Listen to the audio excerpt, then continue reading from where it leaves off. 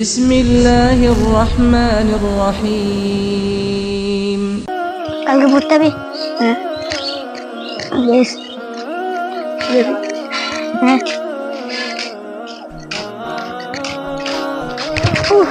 এখানে একটাকে রাখলো। কালকে পড়তে গেলি না গো? আমি গেলাম, তুই গেলি না?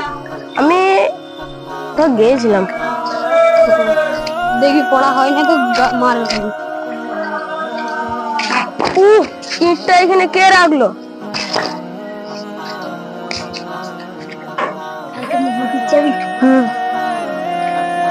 তুই গেলি না?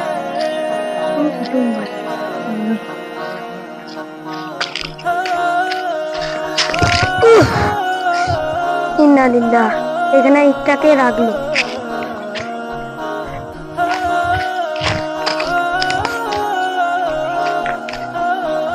আসসালামু আলাইকুম রহমতুল্লাহ বারাকাতুহু। প্রিয় দর্শক, আপনারা যে ভিডিওটা দেখলেন এখান থেকে কি শিখতে পারলেন?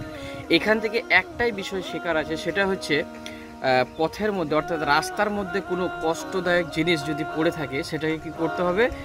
উঠিয়ে সাইডে রাখতে হবে, মানে সরিয়ে দিতে হবে। কারণ আল্লাহ রসুল সাল্লাল্লাহু আলাইহি সাল্লাম হাদিসের মধ্যে বলেছেন, যে হাদিসটা হচ্ছে তিরমিজিতে, হাদিস নম্বর হচ্ছে 1964। হাদিসে বলছেন যে কোনো এক সময় এক ব্যক্তি পথ দিয়ে যাচ্ছিল, রাস্তা দিয়ে যাচ্ছিল, যেতে যেতে একটা কাঁটা ডাল সরিয়ে দিল। সরিয়ে দেওয়ার পর আল্লাহ সুবহানাহু ওয়া তাআলা এই কাজটাতে খুশি হন এবং সেই লোকটাকে কি করে দিয়েছেন? ক্ষমা করে দেয়।